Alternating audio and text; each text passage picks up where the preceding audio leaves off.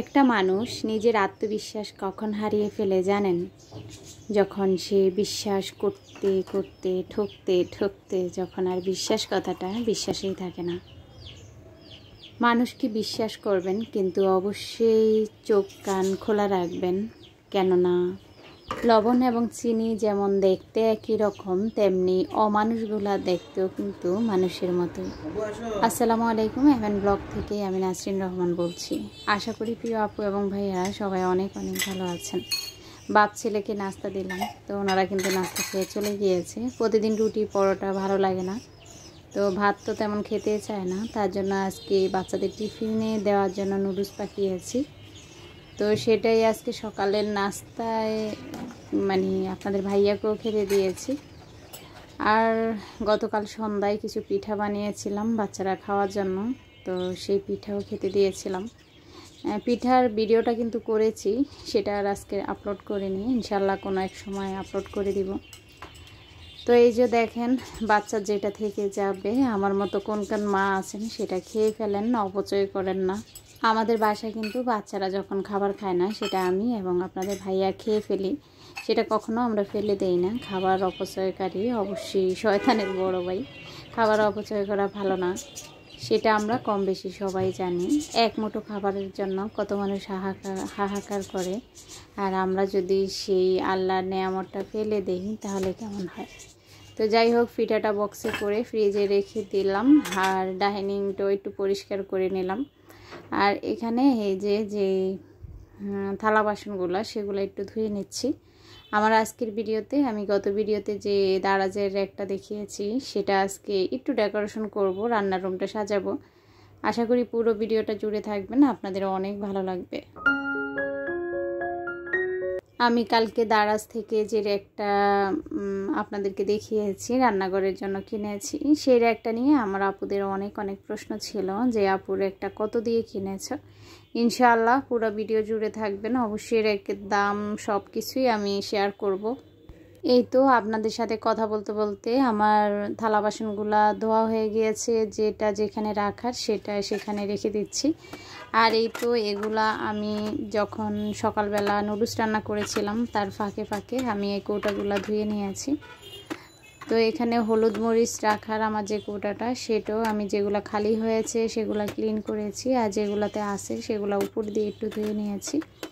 আমার এই ছোট ছোট র্যাকগুলা আমার অনেক আপুদের খুবই পছন্দ। তো যাই হোক, পেঁয়াজের গ্লাসটাও মেসরিপে আমি ওইভাবে রাখি, সেটাও রেখে দিলাম। তো দেখতে পাচ্ছেন আমার কাউন্টারের উপর এতদিন কিভাবে ছিল, যারা সব সময় ভিডিও দেখেন তারা তো জানেন। তো চামচের যে ঝাড়গুলা সেগুলো আমি কালোর একটাই রেখে দিয়েছি, কেননা কালোর একটাই কিন্তু এতদিন আমার ছোট ছোট যে কৌটাগুলা সেগুলা ছিল। তো সেগুলো যেহেতু আমি এখন ওই ছোটোর একটা রাখবো, তার জন্য ওখানে খালি হয়েছে, ওখানে চামচদানিগুলো রেখে দিয়েছি। তো এখানে আমি কাউন্টারটা ভালো করে মুছে নিচ্ছি। আসলে এখানে কিন্তু সারা দিন যতক্ষণে আমি রান্নার রুমে থাকি এখানে কাজ করা হয়, তো সব সময় এটা আমি ক্লিন রাখার চেষ্টা করি। এক দুই দিন এটা না নাড়া দিলে এখানে কিন্তু তেলাপোকা বাসা বাড়ি তৈরি করে ফেলে। তো কি আর বলবো, আসলে চাল কিনি ডাল কিনি সব কেনার সাথে সাথে কিন্তু তেলাপোকার ওষুধও প্রতি মাসে কিনতে হয়।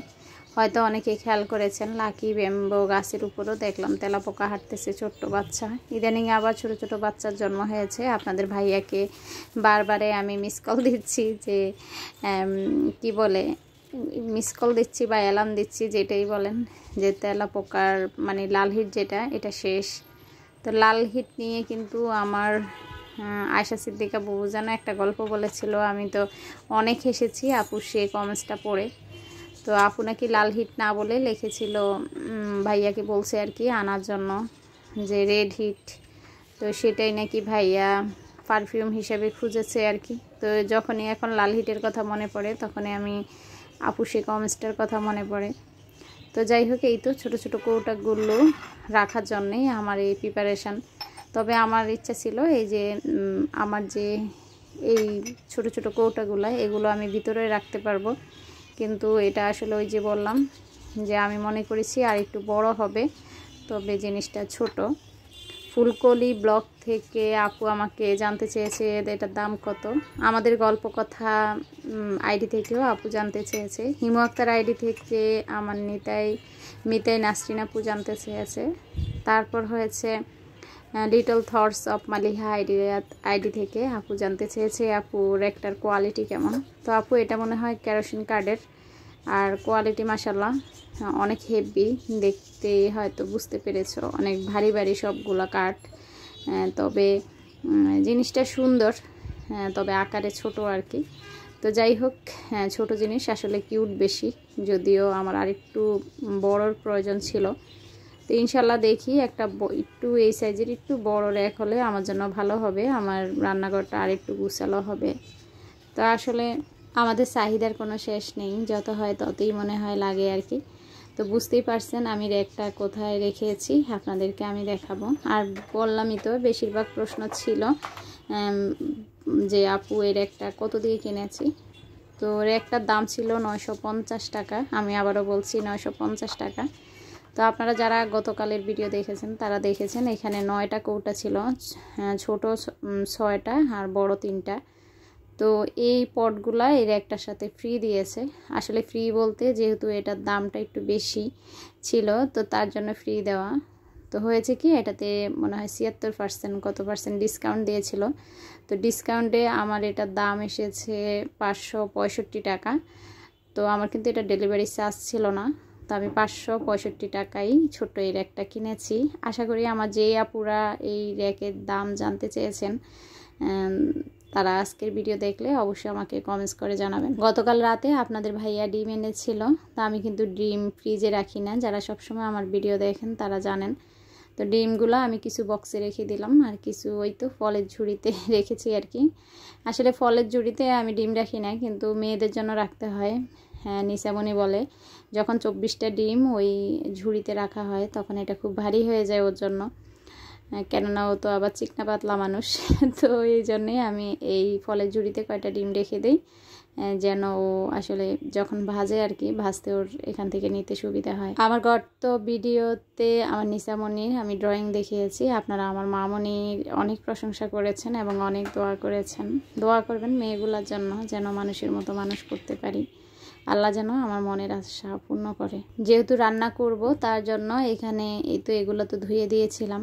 তো এই আমার এই হলুদ মরিচের এটার কিন্তু একটা ঢাকনা ভেঙে গিয়েছে, মানে জয়েন থেকে খুলে গিয়েছে।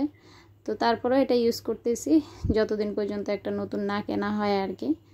তো এখানে লবণের কৌটাগুলো ধুয়ে দিয়েছিলাম, সেগুলা রিফিল করে নিচ্ছি। তারপর দেখলাম তেলের বোতলে তেল নেই, সেটাও একটু ঢেলে নেব।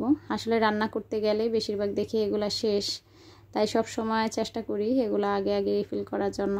তো আজকে আর রান্না শেয়ার করিনি, ইনশাল্লাহ কালকের ভিডিওতে আজকের মজাদার কিছু রান্না আমি শেয়ার করব, যেগুলো সাধারণ কিন্তু খুব মজা হয়।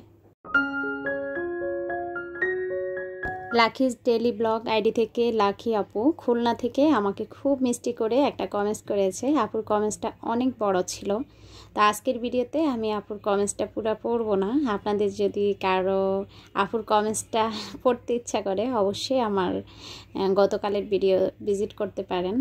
তো আপু তোমাকে বলছি অসংখ্য ধন্যবাদ এত মিষ্টি করে একটা কমেন্টস করার জন্য। তো এই তো সব কিছু রিফিল করা হয়ে গিয়েছে। এখন আমি আপনাদেরকে দেখাচ্ছি ডাইনিং প্লেস থেকে ঢুকলেই আমার রান্নার রুমটা দেখতে কেমন।